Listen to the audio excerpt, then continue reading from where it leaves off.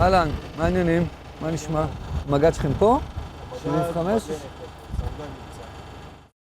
אייל דגן, ראש ענף בטיחות בצה"ל בדרגת סגן אלוף, מתגורר במודיעין, נשוי למירב ואב למתן, עמית ואופק.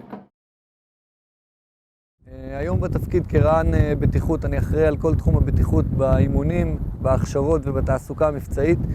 עיקר הפעילות או עיקר המשימה שלנו היא לשמור על החיילים, לעשות את הפעילות, לעשות את האימונים, תוך כדי שמירה על חיי אדם, שלא ייפגעו לנו חיילים מטעויות, לא באימונים, לא בתעסוקה ולא בהכשרות.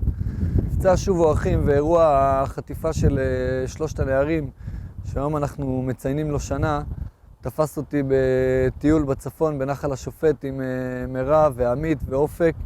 ברגע שקיבלנו את הידיעה על חשש ל3 נעדרים, מיד לקחתי את עצמי ועפתי עם הרכב לגזרת חברון ועציון.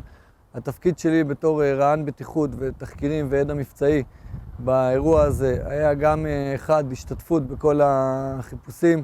כמובן שנושא הבית והילדים והמשפחה הפך להיות משני ביותר לשבועיים, שלאחר מכן גדלו לחודשיים עם מבצע צוק איתן. לב חופשי, היום הלב שלי חופשי, אין כבלים ואין עוד דאגות.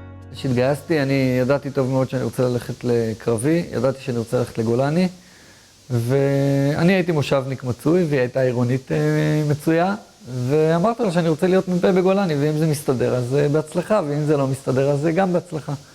בהיותי קצין אג"ם וסמג"ד ובאיו"ש, אז התקופה היא כמובן תקופה מורכבת יותר, ואתה בא פעם בשבוע הביתה, ביום שלישי לפעמים, בשבת פעם כן, 3 פעמים לא.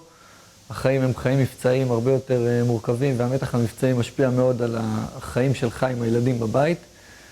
הייתי משתדל מאוד לבוא לאפטר בימי שלישי וללכת עם מתן היה יותר קטן ואופק עוד יותר קטן וגם עמיתי. קצת ללכת לשחק במגרש משחקים עוד בבית שמש וקצת כדורגל וקצת לפעמים משחקים. אבל באמת הדברים המאתגרים והחשובים בהקשר הזה היו שהזמן איכות היה מאוד מאוד חשוב.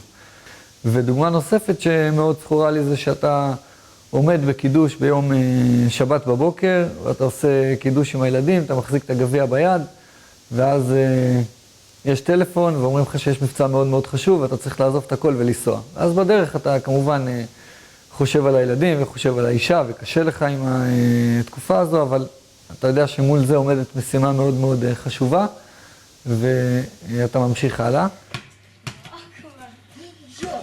בעצם הרגשתי שאני גם אמא וגם אבא. גם צריכה לבנות סוכה, וגם דברים יותר שאימהות עושות.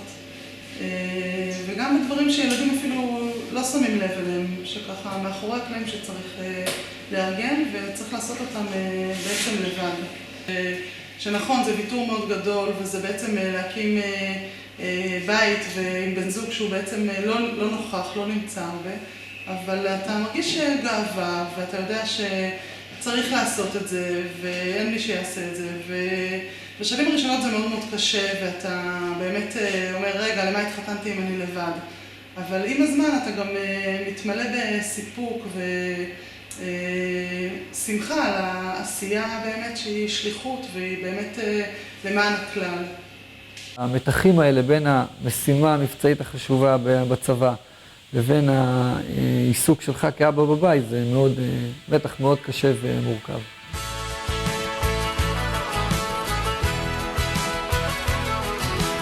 אתה רואה לך סנדוויץ'. ליום חדש אני יוצא, את האתמול כבר לא רוצה, הכל בינינו מסתדר.